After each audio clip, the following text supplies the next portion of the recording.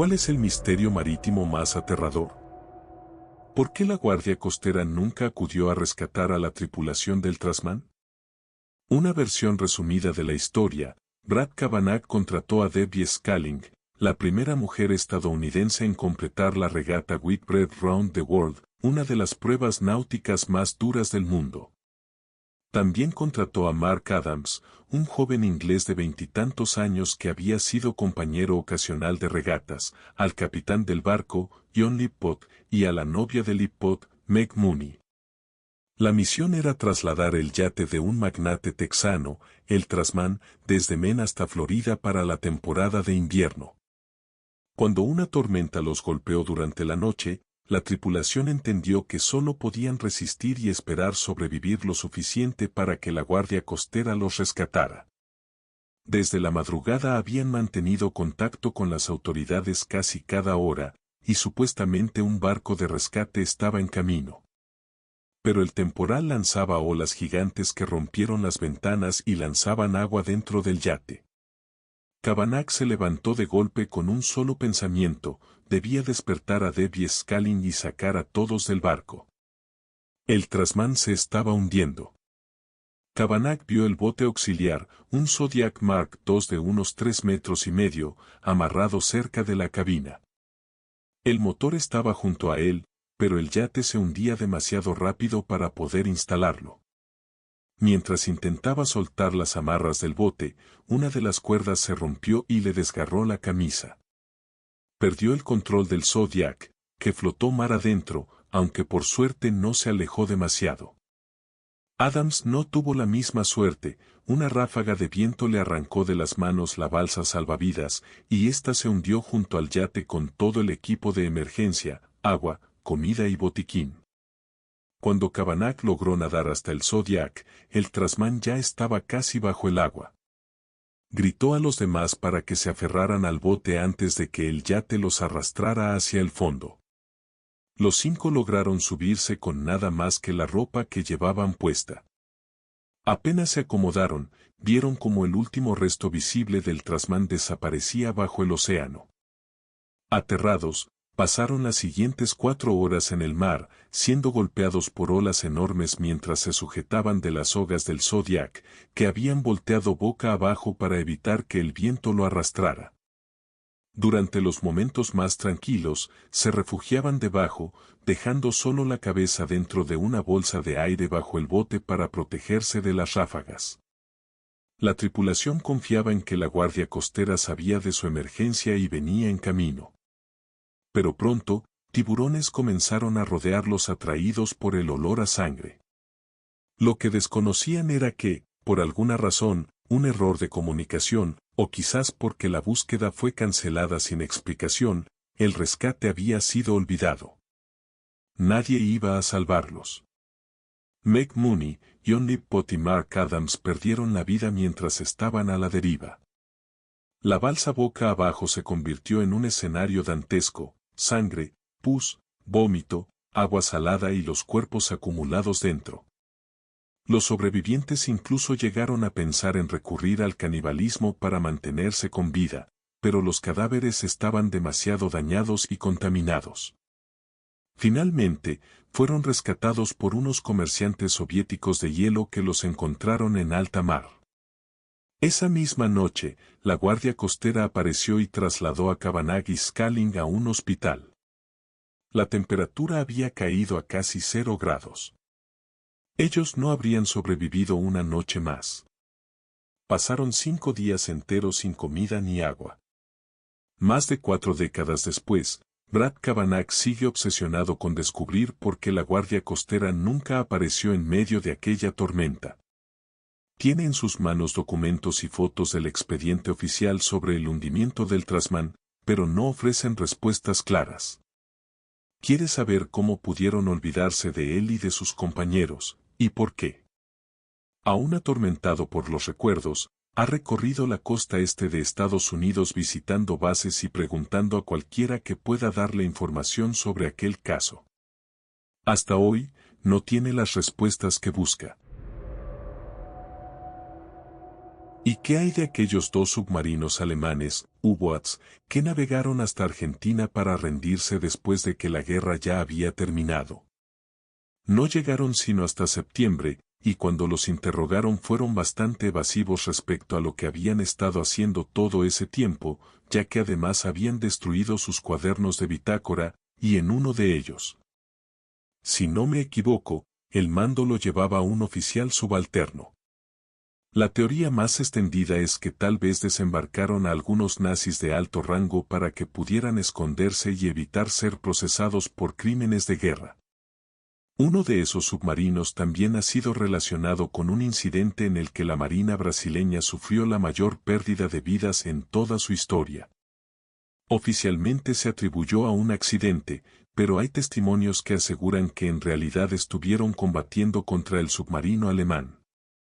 También, durante la guerra, está el caso de aquel acorazado británico que, en plena batalla de Noruega, de pronto abandonó el combate para regresar a Scapa Flow como si estuviera navegando en tiempos de paz. Esa decisión absurda garantizó que la Kriegsmarine lo detectara y lo hundiera, dejando apenas 15 o 20 sobrevivientes. Todos marineros de bajo rango que no pudieron aportar información útil a la investigación sobre las extrañas órdenes de sus superiores. A pesar de la presión constante del Parlamento británico, el almirantazgo aún mantiene esos archivos clasificados como secretos oficiales. Y por último, quizás también encaje el caso de la muerte de Natalie Wood. Hace unos años fue reclasificada como una muerte de manera indeterminada. Todavía no se sabe si fue un accidente o algo más, y tal vez solo Christopher Balken tenga la respuesta definitiva. El caso del navegante estadounidense desaparecido en pleno Pacífico. Se trata de un estadounidense de unos 60 años que se había jubilado y decidió cumplir su sueño, dar la vuelta al mundo en solitario en su velero. Había navegado de forma recreativa con su familia antes, pero no era un experto consumado. Comenzó su travesía desde California, bajando por la costa mexicana, y luego se dirigió hacia el Pacífico, rumbo a la Polinesia, o alguna isla de esa zona. Durante el trayecto, se comunicaba con sus hijos adultos a través de un teléfono satelital. Pero cuando estaba más o menos a mitad de camino entre la costa americana y las islas del Pacífico, los mensajes de texto que enviaba a sus hijos empezaron a volverse extraños. Decía cosas como, me están siguiendo, quieren secuestrarme, me están amenazando, etc. Su hija le respondía una y otra vez, preguntándole quiénes eran esos ellos, qué estaba ocurriendo exactamente y cómo podía ayudarlo. Pero él se negaba a dar detalles y suplicaba que no enviaran un avión de rescate, asegurando que eso empeoraría las cosas. Después de eso, los mensajes se detuvieron de golpe. Se organizaron búsquedas, aunque en un tramo tan inmenso del océano resultaban muy poco eficientes. El velero jamás fue encontrado. Nadie sabe qué ocurrió. El asesinato de Malcolm y Eleanor Graham en el atolón Palmyra en 1974. La pareja había zarpado desde Hawái en su yate ese año con la intención de pasar un año tranquilos en Palmyra, una isla desolada en medio del Pacífico. Varios meses después, casi al finalizar el año, una pareja completamente distinta llegó a Hawái procedente del mar a bordo del yate de los Graham. De inmediato intentaron repintarlo y cambiarle el nombre, pero fueron arrestados. Aunque afirmaron que habían encontrado la embarcación abandonada en Palmyra, fueron acusados de robo. 6 años más tarde, una mujer sudafricana que hizo una parada en Palmyra para explorar un poco encontró un cofre metálico corroído que había aparecido en la orilla de la laguna.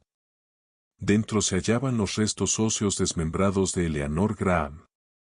A raíz de este hallazgo, los ladrones del yate fueron acusados de asesinato. Duane Walker fue declarado culpable, mientras que la abogada de su compañera, Stephanie Stearns, logró convencer al jurado de que ella no sabía nada sobre los homicidios, por lo que fue absuelta. Es una historia increíble, realmente vale la pena leer más sobre ella. El Sarah Joe era un barco pesquero que zarpó de Maui en febrero de 1979 con 5 tripulantes a bordo. Mientras estaban en el mar, una fuerte tormenta azotó la zona y se les dio por perdidos. Sin embargo, casi una década después, en septiembre de 1988, John Naughton, quien había participado en la búsqueda inicial, se encontraba en una expedición de vida silvestre en el remoto atolón Taongi, a más de 3.200 kilómetros de Maui, cuando descubrió el Sarah Joe varado allí. Cerca del barco había una tumba improvisada que contenía los restos de uno de los tripulantes, Scott Moorman. Nunca se encontró rastro de los demás. Lo más extraño es que 6 años antes, una inspección oficial del atolón no había reportado la presencia del barco. El Cassia Nicole era una embarcación que salió de Richmond Hill, Georgia, el 10 de abril de 1990 con 4 tripulantes. Al segundo día de viaje, Nathan Smith notó que el barco empezaba a llenarse de agua. Ni las bombas de achique ni la radio funcionaban. La tripulación decidió abandonar el barco y subirse a una balsa salvavidas.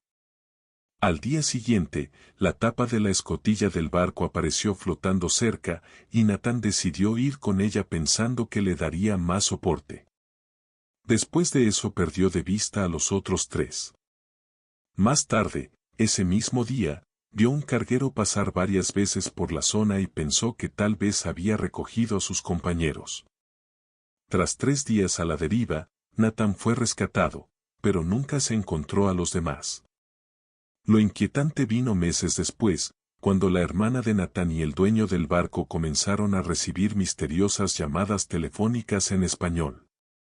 En ellas se mencionaban los nombres de los tripulantes desaparecidos. En la última llamada, la voz cambió al inglés y dijo, "I'm bringing them home, los estoy llevando a casa". Las familias de la tripulación creen que siguen vivos y retenidos en algún país extranjero. Yves Emmanuel Payne y Laurent Ternas eran 2 marineros franceses contratados para trasladar un barco a sus nuevos dueños. Su ruta debía llevarlos de Annapolis, Maryland, hasta Guadalupe. Sin embargo, nunca llegaron a destino. Se inició una búsqueda y pronto surgieron varios avistamientos, la mayoría en la vía fluvial intercoastal Waterway, que se encontraba a varios kilómetros de su ruta prevista. Lo más inquietante fue que algunos testigos aseguraron haber visto a un tercer hombre a bordo, lo que sugería que la embarcación pudo haber sido secuestrada. Más extraño aún fue el reporte de un oficial de policía en Carolina del Sur 2 meses después, detuvo un auto por exceso de velocidad en el que viajaban 3 hombres, y más tarde identificó a 2 de ellos como los marineros desaparecidos. Hasta hoy, las circunstancias exactas de su desaparición permanecen sin explicación.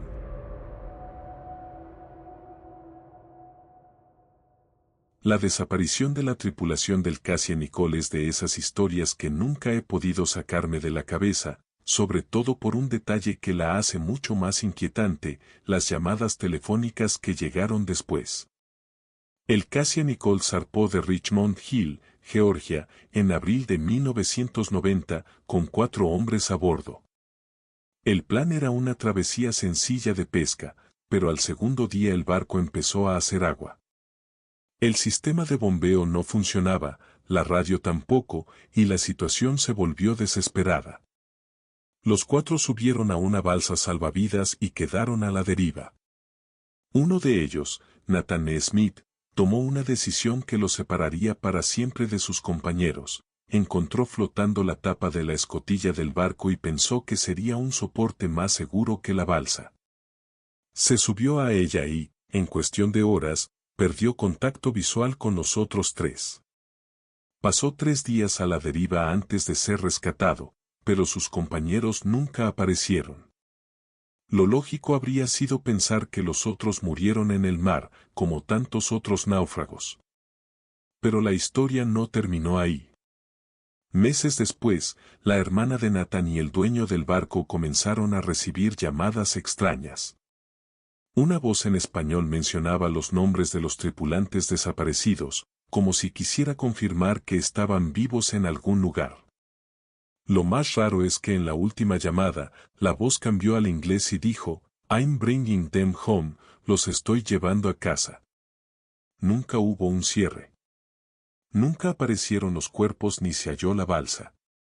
Oficialmente siguen desaparecidos, pero esas llamadas hicieron que la familia creyera que quizás no se trató solo de un accidente en el mar. Algunos piensan que fueron recogidos por otro barco y secuestrados, otros que terminaron en manos de algún grupo en el extranjero. No hay pruebas claras de nada, solo ese rastro fantasma de llamadas que nunca se pudieron rastrear. Y es justamente esa incertidumbre lo que vuelve el caso tan extraño. No sabe si fue una broma macabra, si alguien sabía más de lo que decía, o si realmente los tres hombres estaban vivos en algún lugar, incapaces de volver a casa.